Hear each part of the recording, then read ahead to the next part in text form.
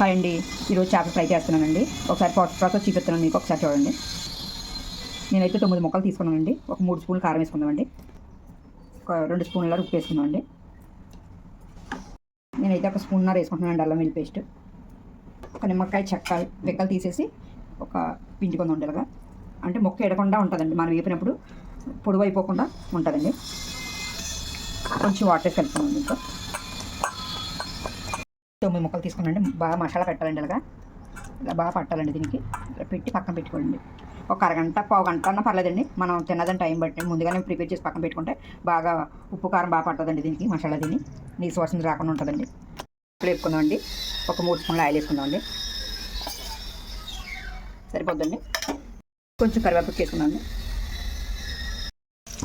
ఇప్పుడు చేప ముక్కలు వేసుకుందామండి.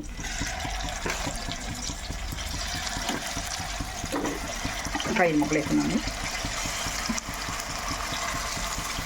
మీడియంలో పెట్టుకున్నాను అనమాట.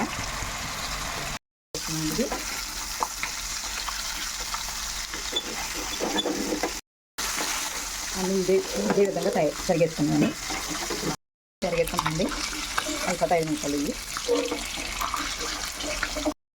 ఇవి వేడి చేపలు ఇవి ఇప్పుడు రెడీ అండి. మీకు నచ్చితే లైక్ చేయండి, షేర్ చేయండి, సబ్స్క్రైబ్ చేసుకోండి.